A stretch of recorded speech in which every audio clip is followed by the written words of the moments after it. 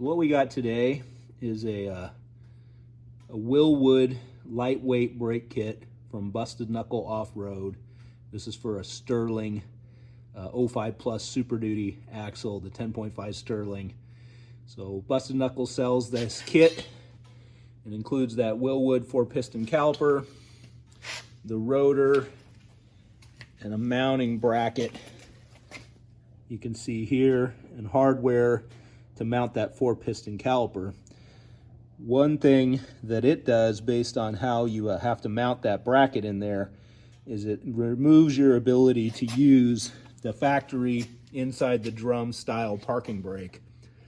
And I wanted to retain some parking brake functionality just for safety purposes, and also some of the events that I participate in require a parking brake that is separate from the hydraulic brake system. So that can be electric, it can be cable operated, has to be something separate. It can't be line locks, that's not going to cut it for those requirements. So I went and sourced a Wilwood Electric Parking Brake kit.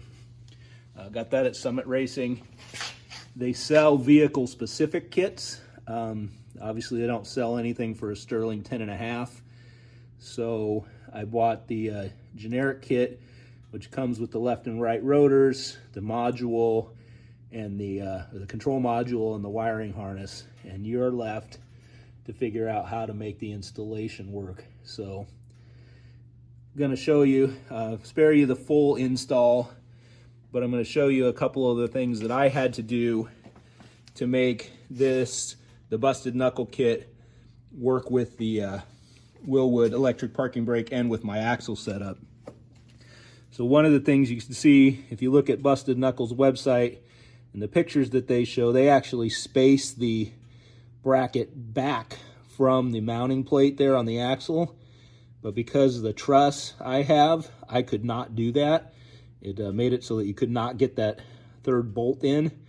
So I had to space the bracket the opposite way that they show, which meant then also I have to place the caliper on the opposite way of the way that they show. And so because of that, and the tightness to the rotor and how this all went together, I had to make a few modifications to my kit to make it all work. But as you can see, everything fits on there really nice.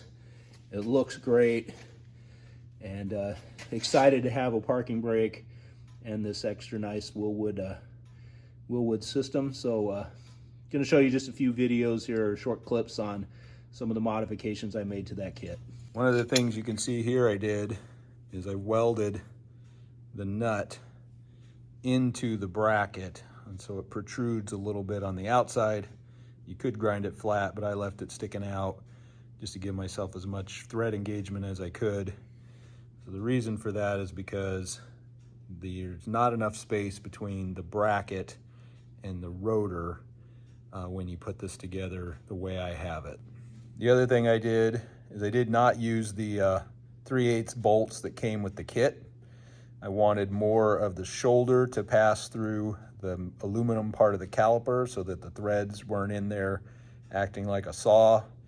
So I went and I got some, I think these were 2.5-inch bolts, and I cut them down and left just enough thread that it fills that entire bolt that's welded into the bracket. So that should make a better connection. With a washer and a lock washer on it, it barely sticks out past. Another thing I had to do was the 5/8 bolts that came with the kit. The way I have it, they probably would work, but they stuck into the hub a little further, or the rotor there a little further than I was comfortable with. So I cut 3/8 of an inch off of each of their 5/8 bolts, just to give myself a little more room to work with when I'm taking the nuts on and off with the rotor installed. Another thing you're going to have is a bracket like this one. Obviously this was made specifically for this axle with that Busted Knuckle lightweight kit. So your bracket may vary. The general shape here is probably the same for everybody, but everything else is going to change depending on what you have. Wilwood does sell brackets, although from what I can see, they don't offer them except for in vehicle specific kits. And so If you get the general electronic parking brake kit, the instructions say you're going to have a custom fabricated bracket. So I was able to design this one in Fusion and cut it using my my plasma table. You can see here how I put that together. I welded the bracket I made to the busted knuckle bracket.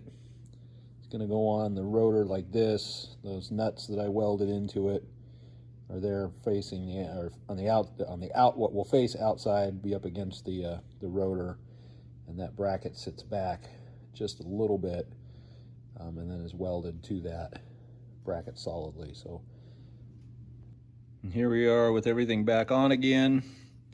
A couple of little things that I used to mount this electronic brake is I had a piece of 16 gauge sheet metal, and I slid that under these bolts on either side, and that provided the proper amount of gap to get the it says in the instructions you want the pads to line up with the top of the rotor. So I used that. That's about a 60 thousandths thick piece of sheet metal.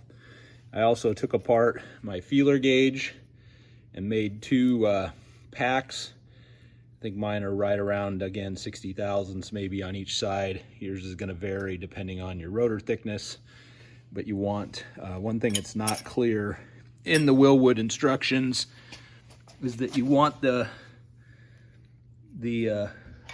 caliper perfectly centered over the rotor there.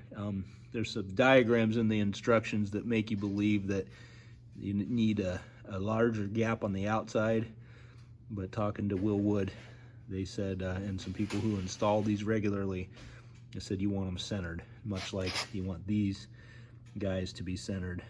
Another thing, because of the way I installed this, I did have to machine down each of the spacers that were included from Busted Knuckle. I think I had to take maybe 2 or 3 thousandths out of them. Probably didn't need to do that. It was pretty close to centered, but I wanted it to be exactly centered there. I used shims on either side of those just to make sure my my dimension there on that through those pads was exactly the same.